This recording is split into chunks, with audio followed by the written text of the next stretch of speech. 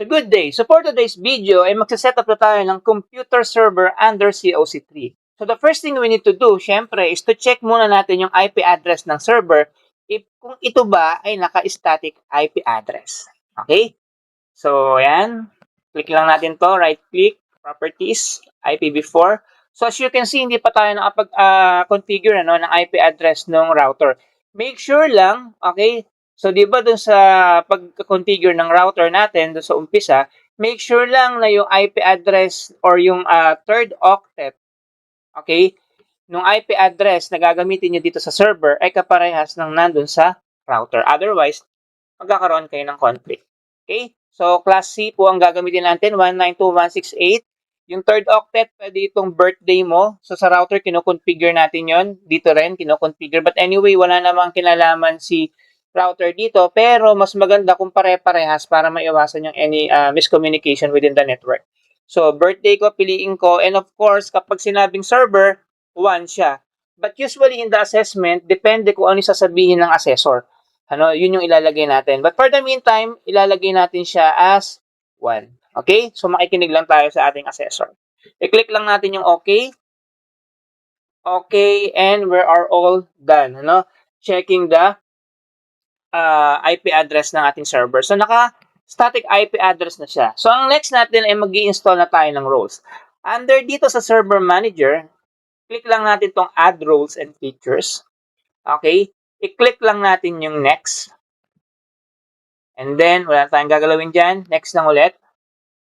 And then, wala pa lang tayong gagalawin dyan. Next again. Okay, so dito na natin makikita yung different roles na pwede natin i-install na roles na kailangan sa COC3. Okay, so ang una natin gagawin ay, or hanapin ay itong ADDS. Itong Active Directory Domain Services. So, once na na-click natin siya, of course, pag click natin, chinek natin, lalabas yung description niya. Active Directory Domain Services stores information about the objects on the network and makes this information available to user and network administrator. So ADDS uses domain controller to give network user access to permitted resources anywhere on the network through a single login process. So i-check natin siya. Once i-check natin diyan, kasama na kagad yung features under ADDS. Yun yung maganda dito. Unlike dun sa luma natin. So add lang natin yung features. So na-check na natin siya. The next thing we need to look for is the DHCP server. So yung DHCP server, alam naman natin na ito yung nag-enable to centrally configure, manage, and provide temporary IP addresses and related information for client computers na ko-connect within your domain or network. So check natin siya. Ayan, add features. So click lang natin. Okay. Next is we have here DNS. Okay, DNS server. So, ano naman yung DNS server? Sabi naman, Domain Name System Server provides name resolution for TCP IP networks. DNS server is easier to manage when it is installed on the same server as Active Directory Domain Services. Okay, so if you select the Active Directory Domain Services role, you can install and configure DNS server and Active Directory Domain Services to work together. So, sanggang dikit silang dalawa ni ADDS. So, i-click lang natin, i-check lang natin siya. Then, of course, may features din siya. I-add lang natin. Ayan. Next is file services. Automatic naman na siya naka-install. Wala na tayong problema dyan. So, si file services, sabi dito, file and storage services include services that are always installed as well as functionality that you can install to help manage file server and storage. Next, we have here the print and, cancel ko muna. Print and document services. It enables you to centralize print, server and network printer management task. Which this role, you can also receive scanned documents from network scanners and route documents to the shared network resources, Windows SharePoint services site, or email address. So, click natin para magkaroon ng features na makapag-print yung mga connect sa network. Next, we have here the Web Server IIS. So, your Web Server IIS provides reliable, manageable, and scalable web application infrastructure. So, kasama rin sa install. Ayan. Add features. Next natin. Wala na. So, yun lang lahat po yun. So, we have here ADDS. we have the DHCP, we have the DNS, we have the file services, print document services, and web server ISS. So, tatlo lang, ilan ba yan? 1, 2, 3, 4, 5, 6. So, 6 lang kailangan natin i-install na roles dito sa server. Actually, nadagdagan siya sa luma, ano? Yung luma kasi ay 5 lang. Okay, so nadagdagan tayo ng web server IIS. Okay, click lang natin yung next. So, wala tayong babaguhin or gagalawin dito. So, click lang natin din yung next hanggang sa matapos tayo. Next, next, next. Yan, next. Okay lang yan. Next natin, next. So, nakikita nyo na yung mga, ito na yung mga features na ina-add sa roles. Next, and then click install. Okay? Do not forget to check this checkbox. Ibig sabihin, restart the destination server automatically if required. So, mas maganda i-restart natin to fetch all the settings that we have made dito sa server manager. Okay? So, install lang natin siya. Medyo matagal lang siya ng konting i-install. Dahil sa sobrang dami ng in-install nating roles dito. But anyway, hindi naman siya ganun katagal compare sa luma natin. Sa DNS pa lang, sobrang kumakain na ng oras pag ini-install natin. So dito medyo okay pa. Carry pa naman, So hintayin lang natin siyang matapos hanggang sa i-close na natin ito. Ayan, let's wait. Okay, so tapos na tayo install ng mga features sa anong roles natin. Okay, close lang natin to. Then after that, okay, so syempre, kukonfigure na natin dito yung ating ADDS. So hanggang dito tayo sa configuration ng ADDS. Once na na-install natin yung mga roles and features, install naman na natin yung ADDS. So nakikita niyo tong flag na to na may orange notification. Okay, so i-click lang natin siya.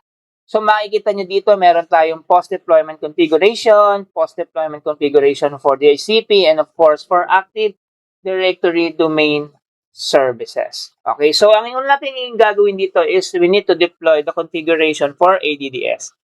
So let's promote this one.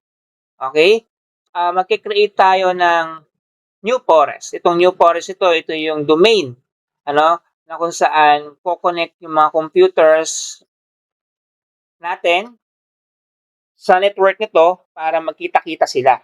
Okay? Sa pangalan, it's up to you. Basta make sure lang na as much as possible, wag silang magkakamuka. Lagay ko pogs.com. So, yung .com, pwede naman .org, pero kung gusto niyo lang, pero para sa akin, .com na lang din gamitin niyo para walang problema. Yan, pogs.com, click lang natin yung next. Okay? Ayan. And after that, mag-set tayo ng password. So, pag pwede tayong mag-set, since lang naman to, sa training natin, as much as possible, dapat hindi iba-iba. So, yung administrator natin, PC1, pwede. Dito naman ay admin 1, 2, 3, 4, 5. So, malaki yung A ng admin. Admin 1, 2, 3, 4, 5. So, malaki yung A. Tapos, itong password na to, gagamitin ko na rin to mamaya, or later on, dun sa mga videos natin na password para sa mga user account, para pare-parehas lang naman. Pero it doesn't really mean na ganun din ang gagawin nyo kapag nasa main industry na kayo. So, dito lang sa practice natin. Okay? So, once na nakapag-set up tayo ng password, click lang natin yung next. Okay, so delegation, wala pa tayong mag-checkan dyan. Click lang natin yung next. So, ang domain name natin ay POGS. Click lang natin yung next. Okay? Ayan, sine-check niya. Kung may conflict. So, kung walang conflict, as is lang natin tong mga database folder, log files na to, wala tayong gagalawin dyan. Okay, next natin. And then, ito na yung configuration na ginawa natin. Check natin lahat ng ginawa natin. Afterwards yan, pag na-check natin at okay at tama na, click lang natin yung next. And then, ayan. Yan na mismo yung lalabas. So, let's wait lang. Ayan. So, meron pa tayo dito. So, click install tayo. So, wala siyang prerequisite for yung reboot, unlike before dun sa old. So, install lang natin siya. Ayan. So, i-install lahat ng configuration na ginawa natin within the ADDS. Yung pagsiset ng domain name, pagsiset ng password, yun yung magte-take effect lahat yan. Let's wait na lang, At medyo matagal ang proseso nito. After niya i-install lahat, mag-log out siya, mag-sign out siya. I-close lang natin to. Let's wait. Ayan, magre-restart na siya. So, para matake niya o ma-fetch niya lahat yung settings or configuration na ginawa natin andun sa ADDS, no?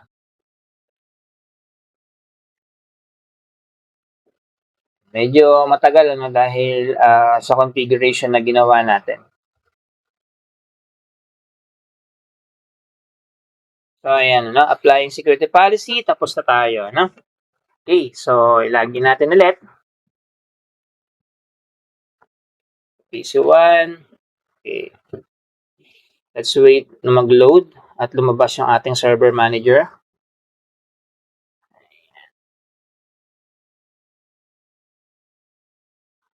Okay. So as you can see, ano, lahat ng in-install natin na server roles ay nandito na. Okay? So hindi pa yan tapos.